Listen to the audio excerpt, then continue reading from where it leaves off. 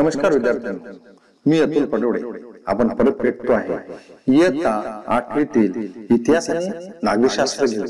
आणि इतिहास आणि नागरिकशास्त्रातील आपण याच्या आधीच्या तासिकेला इंग्रजी सत्तेचे भारतातील परिणाम जो पाठ आहे त्याचा अभ्यास आपण करत होतो.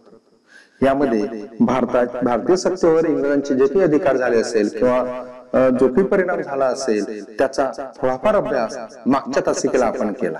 आणि या तासिकेला त्याच्या पुढचा अभ्यास विद्यार्थी मित्रांनो या ठिकाणी करायचा आहे. त्यानंतरचा जो परिणाम आहे तो परिणाम म्हणजे कायद्यापुढील समानता. पहा, भारतात इंग्रज येण्यापूर्वी अनेक वेगवेगळे सत्ताधीश होते. त्यामुळे वेगवेगळ्या सत्ताधीशांच्या कारकिर्दीत वेगवेगळ्या सत्ताधीशांच्या राज्यामध्ये वेगवेगळे कायदे होते. आणि एवढेच नाही तर जेव्हा न्यायदान केलं जायचं तेव्हा भेदभाव सुद्धा केला जायचा. ज्याला आपण म्हणतो की हे जे कायदे होते हे अन्यायकारक होते. सर्वसामान्य लोकांवर अत्याचार मोठ्या प्रमाणात या कायद्याच्या माध्यमातून होत होते. म्हणून इंग्रजांनी काय केलं की लॉर्ड मेकाले यांच्या नेतृत्वात कायद्यांची एक संहिता केली, म्हणजे काही नियम केले. त्याचं भारतातील जे कायदे पद्धती आहे किंवा जे काही नियम करण्यात महत्वाचा जर वाटा कोणाचा असेल तर याच व्यक्तीचा, ज्यांचं नाव लॉर्ड मेकॅले आहे. आणि विद्यार्थ्यांनो समजून घ्या की लॉर्ड मेकॅलेने काय केलं. तर कायद्यापुढे समानता ज्याला म्हणतो आपण ती कशी आहे. लॉर्ड मेकॅलेने काय केलं तर कायद्यापुढे सर्व समान हे तत्व त्याने लागू केलं. म्हणजे भारतातील कोणत्याही कोपऱ्यातला, कोणत्याही राज्यातला, कोणत्याही प्रांतातला माणूस जो असेल त्याच्यासाठी सर्वांसाठी कायदा एक असेल आणि कायद्यापुढे सर्व समान असेल हे तत्व इंग्रजांनी भारतात लागू केलं. विद्यार्थ्यांना म्हणजे ज्याला आपण इंग्रजांची कायदे पद्धती होती त्याचा अभ्यास आपण करताना आपल्या हे लक्षात येते की कायद्यापुढे सर्व समान हे तत्व भारतात लागू केलं. असं जरी असेल तरीही मात्र युरोपीय लोकांवर खटले चालवण्यासाठी त्यांच्यासाठी वेगळे न्यायालय होते. नुसतं वेगळे न्यायालयच होते असे नाही तर वेगळे कायदे सुद्धा त्यांच्यासाठी अस्तित्वात असलेले आपल्याला दिसते. नवे कायदे हे सामान्य लोकांना समजत नसत. जे नवनवीन कायदे हे सर्वसामान्य लोकांना काय समजायचे, कारण सर्वसामान्य लोकांसाठी ही जी बाब होती न्यायदानाची ती खूप खर्चिक होती, खूप वेळखाऊ होती. जशी परिस्थिती आज आहे तशीच परिस्थिती तेव्हाही होती. त्यामुळे सर्वसामान्य लोकांना या कायद्याविषयी एवढी आस्था ज्याला म्हणू आपण ते असलेली आपल्याला दिसत नाही. यानंतर इंग्रजांचं आर्थिक धोरण हा सुद्धा परिणाम आपल्याला या ठिकाणी अभ्यासायचा आहे. हे सुद्धा महत्वाचं आहे. विद्यार्थ्यांनो काय झालं की याआधी सुद्धा भारतात अनेक राज्यकर्ते आले, अनेक परकीय लोक आले, त्यांनी आक्रमण केले, प्रदेश जिंकला, ते भारतात स्थायिक झाले. असं जरी झालं असेल तरी मात्र विद्यार्थ्यांनो कधीही या ठिकाणची अर्थव्यवस्था त्यांनी बदलवण्याचा प्रयत्न केला नाही. जी अर्थव्यवस्था, जी पद्धत भारतात चालू होती त्याच पद्धतीचा स्वीकार त्यांनी केला आणि त्याच्याच आधारावर या ठिकाणी सत्ता गाजवली, हुकूमत गाजवली, शासन केलं. पण भारतात इंग्रज आल्यानंतर ही पद्धत बदलली. ही पद्धत का बदलली? तर तुमच्या असं लक्षात येते की इंग्लंड हे एक आधुनिक राष्ट्र होतं. आधुनिक राष्ट्र होतं आणि दुसरं म्हणजे काय की इंग्लंडमध्ये औद्योगिक क्रांती झाली होती हे आपण शिकलो. आणि औद्योगिक क्रांती झाल्यामुळे काय झालं की इंग्लंडमध्ये भांडवलशाही अर्थव्यवस्था अस्तित्वात आली. ज्या भांडवलशाही अर्थव्यवस्थेचा फक्त आणि फक्त उद्देश नफा कमवणे, व्यवसाय करणे, जास्तीत जास्त फायदा करणे हाच उद्देश या भांडवलशाही अर्थव्यवस्थेचा असलेला आपल्याला दिसतो. आणि त्याचेच परिणाम भारतात व्हायला सुरुवात झाली. कारण जेव्हा इंग्रजांची सत्ता भारतात स्थापन झाली तेव्हा त्यांच्यासाठी एक पोषक वातावरण भारतात अस्तित्वात होतं.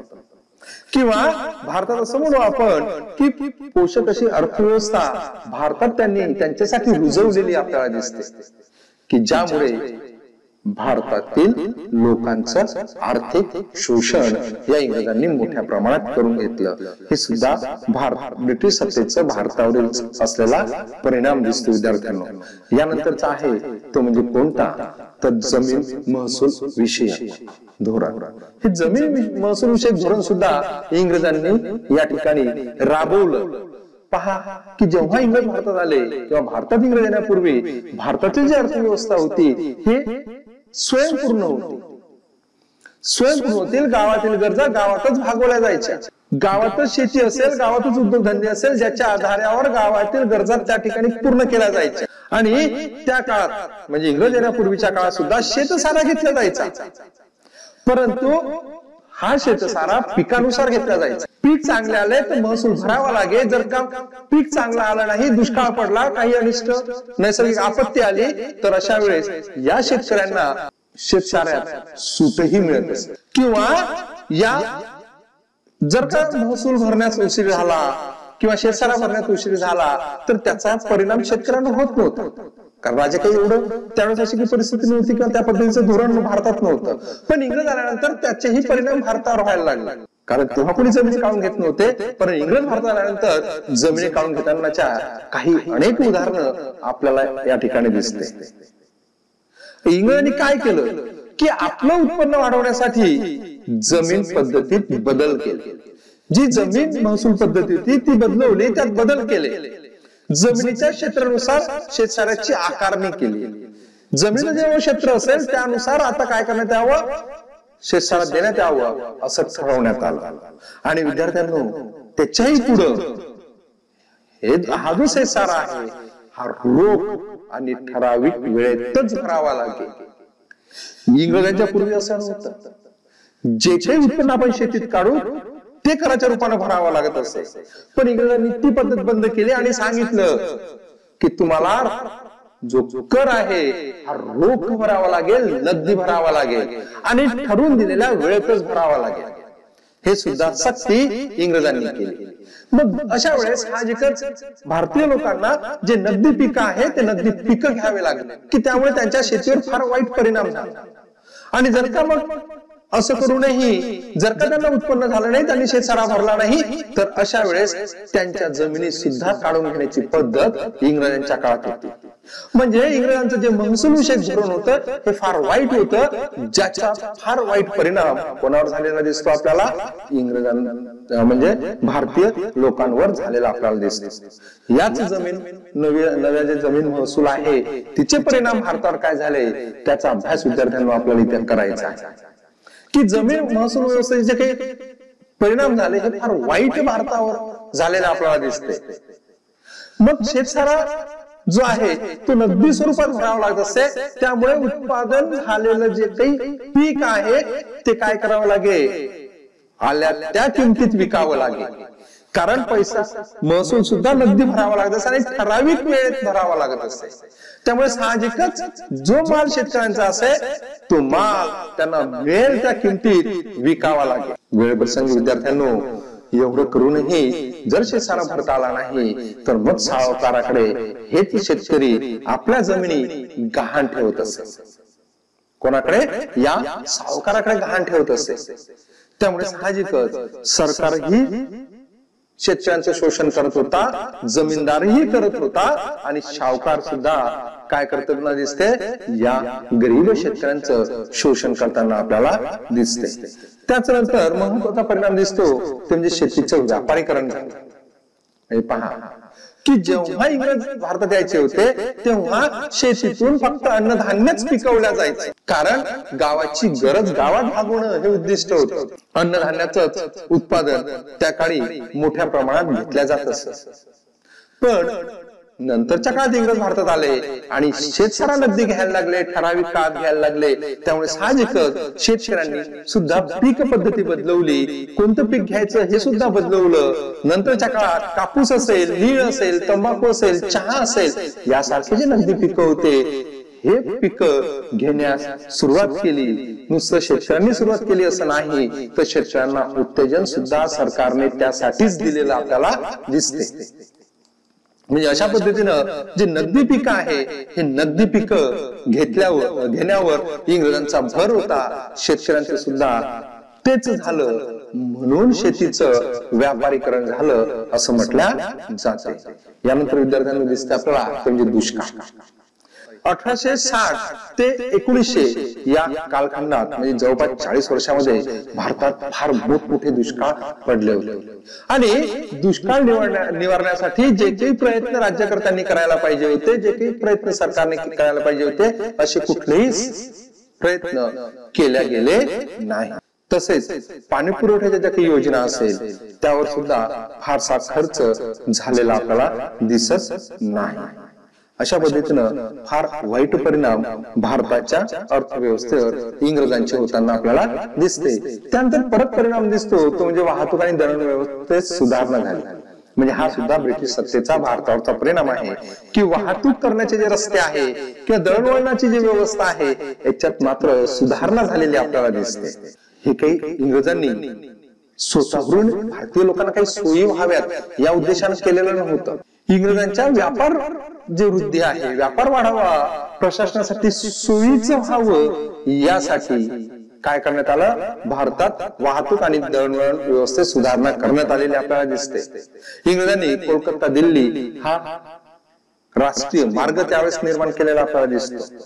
एवढंच नाही तर 1853 मध्ये मुंबई ते ठाणे ही पहिली रेल्वे इंग्रजांनी सुरू केली. त्याच वर्षी इंग्रजांनी तारायंत्र आणि डाक व्यवस्था सुद्धा भारतात सुरू केली आणि याचा परिणाम कोणावर झाला तर भारतीय लोकांवर याचा परिणाम झालेला आपल्याला दिसतो. त्याचे परिणाम कसे झाले, कारण तारायंत्राच्या माध्यमातून, डाक व्यवस्थेच्या माध्यमातून, रस्त्याच्या माध्यमातून, या रेल्वेच्या माध्यमातून भारत एकमेकाशी जोडला गेला, शहराच्या शहर एकमेकाशी जोडला गेले आणि साहजिकच या सुधारणांमुळे भारतीय समाज जीवनावर दुर्गामी परिणाम झाले आणि परिणाम कोणते झाले तर देशांतर्गत लोकांचा एकमेकांशी संपर्क यायला लागला, ज्या संपर्कामुळे पुढे भारतीय लोकांमध्ये एकतेची भावना निर्माण झालेली आपल्याला दिसते. भारतीय लोकांमध्ये ह्या इंग्रजांनी ज्या सुधारणा केल्या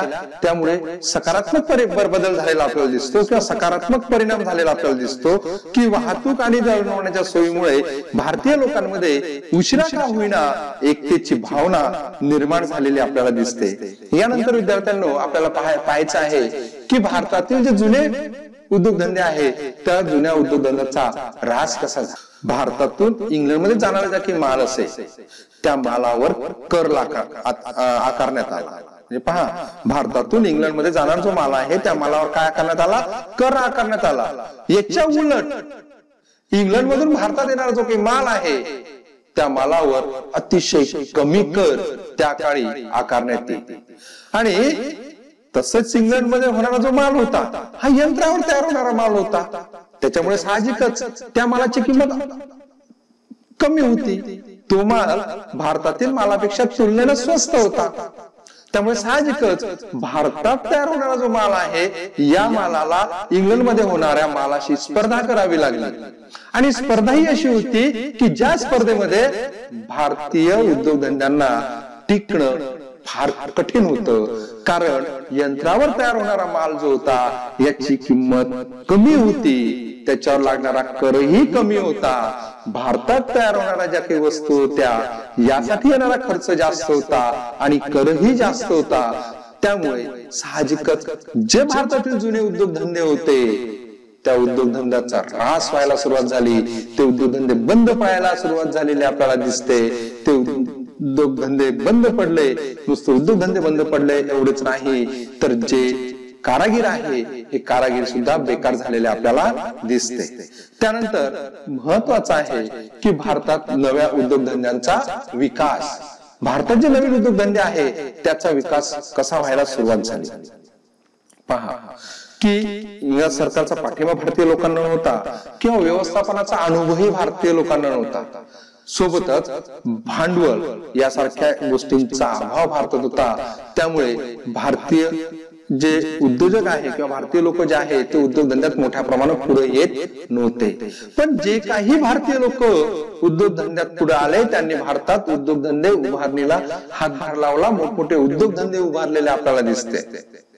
जसं उदाहरण द्यायचं झाल्यास आपल्याला दिसते ह्या ज्या अडचणी आहे या अडचणीवर भारतीय लोकांनी मात केली आणि उद्योगधंदे करायला सुरुवात केली. त्यात आपल्याला दिसतं की 1853 मध्ये नानाभाई दावर यांनी भारतात पहिली कापड गिरणी सुरू केलेली आपल्याला दिसते. त्यानंतर 1885 ला सुद्धा बंगालमध्ये रिश्रा यांनी तागाची पहिली गिरणी सुरू केली. एवढंच नाही तर 1907 ला जमशेदजी टाटा यांनी जमशेदपूर या ठिकाणी Tata iron and still company, ज्याला म्हणू आपण पोलाद कारखाना ज्याला म्हणतो आपण, तो सुरू केलेला दिसतो. भारतात कोळसा असेल, धातू असेल, साखर असेल, सिमेंट असेल किंवा रासायनिक द्रव्य असेल, यासारखे सुद्धा उद्योगधंद्याची सुरुवात आता भारतात झालेली आपल्याला दिसते. असं जरी असेल तरीही मात्र या ब्रिटिशांचे भारतीय लोकांवर सामाजिक आणि सांस्कृतिक परिणाम कोणते झाले तेही या ठिकाणी पाहणं फार महत्वाचं आहे. विद्यार्थी मित्रांनो, 19व्या शतकात युरोपमध्ये जे काही मानवतावाद असेल, बुद्धिवाद होता, राष्ट्रवाद होता, उदारमतवाद होता, यासारखे जे मूल्य होते, या मूल्याचा परिणाम भारतावर व्हायला सुरुवात झाली होती. म्हणजे या परिणामाची ओळख भारतीय लोकांना व्हायला या मूल्यांची ओळख भारतीय लोकांना व्हायला लागली. आणि साहजिकच नवीन युग ज्याला म्हणू आपण हे साकारले होते. आणि पाश्चिमात्य जगातील या परिवर्तनाचे पडसाद आता भारतीय लोकांवर सुद्धा किंवा भारतात सुद्धा व्हायला सुरुवात झाली होती. मग इंग्रजांनी भारतात भारतीय समाजाची ओळख करून घेतली.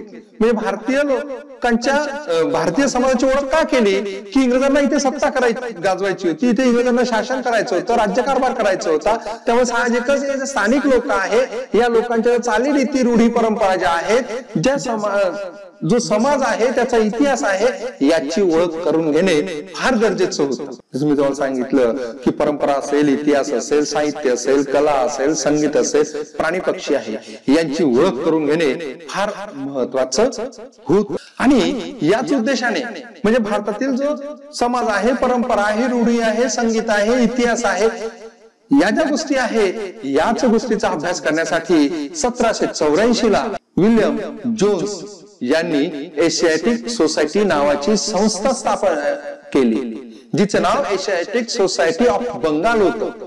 आणि त्या माध्यमातून या भारतीय समाजाचा अभ्यास करायला सुरुवात केली. आणि हे जेव्हा भारतातील जे नवशिक्षित लोक आहे, त्यांना असं वाटायला लागलं की आपल्या धर्माचा, आपल्या या परंपरेचा, आपल्या इतिहासाचा, आपल्या संगीताचा, आपल्या या सर्व गोष्टीचा अभ्यास पाश्चिमात्य लोक करते आहेत.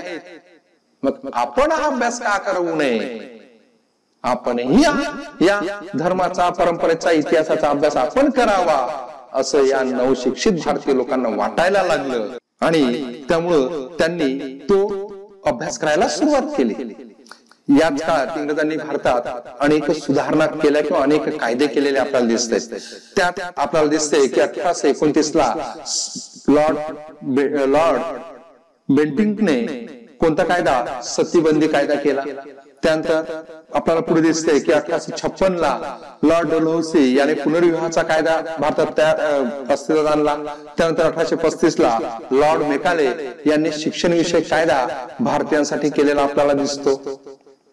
त्यानंतर मग जेव्हा भारतात इंग्रज सत्ता गाजवत होते किंवा प्रशासन करत होते, तेव्हा इंग्रजांना सुद्धा गरज होती की जे सुशिक्षित भारतीय लोक आहे, ज्यांना इंग्रजीचं ज्ञान आहे, अशा लोकांची गरज, भारतीय लोकांची गरज इंग्रजांना होती. म्हणूनच लॉर्ड जे मेकाले आहे यांनी शिक्षण विषयक कायदा केलेला आपल्याला दिसतो, जो केला 1835 ला. मग या नव्या शिक्षण पद्धतीद्वारे नवे पाश्चात्य विचार असेल, आधुनिक सुधारणा असेल, विज्ञान असेल, तंत्रज्ञान असेल, याची भारतीय लोकांना ओळख व्हायला लागली. आणि याच वेळेस 1857 ला मुंबई असेल, कोलकाता असेल आणि मद्रास असेल, या ठिकाणी उच्च शिक्षण देणारे विद्यापीठ सुद्धा स्थापन करण्यात आले. विद्यार्थी मित्रांनो, साहजिकच मग या सर्व गोष्टींचा परिणाम भारतीय नवशिक्षित लोकांवर व्हायला लागला की ज्यामुळे प्रबोधन चळवळ ज्याला म्हणू आपण, ती भारतात राबवल्या गेली, किंवा आपण पुढे जो स्वातंत्र्य लढ्याचा इतिहास जेव्हा शिकतो तेव्हा स्वातंत्र्य लढ्याचे बीजे जे आहेत ते सुद्धा याच कायद्यामुळे, याच घटनेमुळे, याच परिणामामुळे असलेले आपल्याला दिसते. पण अशा पद्धतीनं काही वाईट परिणाम या ब्रिटिश सत्तेचे झाले, तर काही सकारात्मक सुद्धा परिणाम या ब्रिटिश सरकार सत्तेचे झालेले आपल्याला दिसते. अशा पद्धतीने विद्यार्थी मित्रांनो हे प्रकरण आपलं इथे संपते आहे. जर का हे प्रकरण तुम्हाला समजलं नसेल तर त्यासाठी परत हे दोन्ही व्हिडिओ तुम्ही पहा, जेणेकरून हे प्रकरण तुम्हाला समजेल.